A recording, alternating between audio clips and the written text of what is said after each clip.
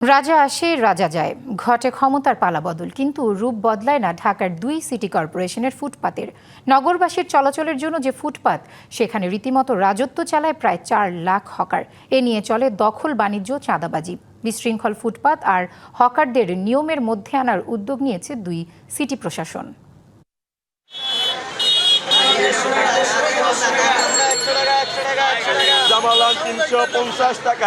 রাজধানীর 2 সিটি কর্পোরেশনে প্রায় 450 কিলোমিটার ফুটপাত। বিশ্ব ব্যাংক ও আইসিডিডিআরবির গবেষণা বলছে, এই ফুটপাতে রীতিমতো রাজত্ব করে প্রায় 4 লাখ হকার। এই হকারদের জিম্মি করে প্রভাবশালী সিন্ডিকেট প্রতিদিন হাতিয়ে নিচ্ছে 15 থেকে 20 কোটি টাকা, যা বছরে দাঁড়ায় 5,500 কোটি টাকার এক বিশাল কালোবাজারি বাণিজ্যে। ফুটপাতে হকারদের দৌরত্ব দুর্ভোগ বাড়ছে নগরবাসী।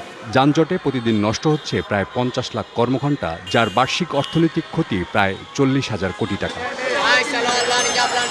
বহুকালের সংকট সমাধানে এবার যৌথভাবে মাঠে নেমেছে ঢাকার 2 সিটি কর্পোরেশন। প্রকৃত হকার চিহ্নিত করে আইডি কার্ড ও এলাকাভিত্তিক পুনর্বাসনের রূপরেখা তৈরি করছে 2 প্রশাসক।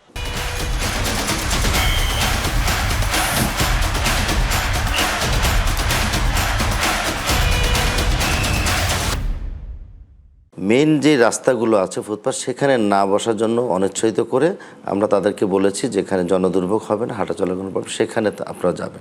আমরা তো অনেক উচ্ছেদ করেছি, তো মানবিক কারণে আমরা এই বিষয়গুলো উদ্যোগ নিয়েছি। হয়তো একটু সময় লাগছে, একটু জায়গাগুলো দেখছি, হয়তো বা খুব শর্ট টাইমের মধ্যে তাদের আরও 200 বা 250 অস্থায়ী পুনর্বাসন সেটাকে আমরা করে ফেলবো। যে কেউ ইচ্ছা করলে একটা ভ্যান নিয়ে নেমে যাচ্ছে।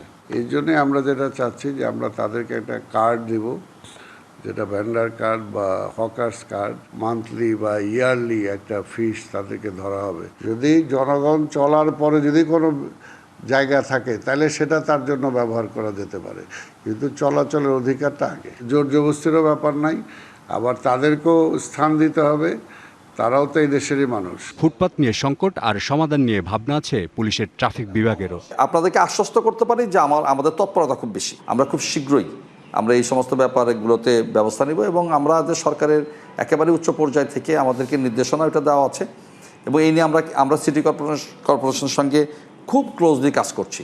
তবে পর্যাপ্ত নাগরিক সুবিধাহীন যে কোনো উদ্যোগকে প্রহসন বলছেন নগর পরিকল্পনাবিদ। শঙ্কা, সুসমন্বিত মহাপরিকল্পনা না থাকলে এটি চাঁদাবাজির নতুন ক্ষেত্র তৈরি করবে। ফুটপাতের সঙ্গে হকারের কোনো সম্পর্ক নেই, পদচারীর সঙ্গে হকারের সম্পর্ক রয়েছে অবিচ্ছিন্ন, নিরবিচ্ছিন্ন।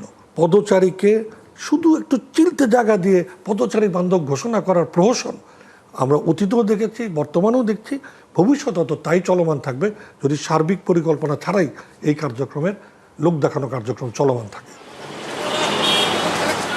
দেখে বোঝার উপায় নেই এটি একটি ফুটপাত। অস্থায়ী নয়, স্থায়ী দোকান গড়ে বসেছে হকাররা। সাধারণ মানুষ বাধ্য হয়ে তাই মূল সড়কে। তৈরি হচ্ছে বিশৃঙ্খলা, বাড়ছে যানজট। সাধারণ মানুষের প্রশ্ন, শুধু দায়িত্বশীলের আশ্বাস নয়, কবে ফিরে পাবে এই footpath. Sunny Ahmed, DBC news, Dhaka.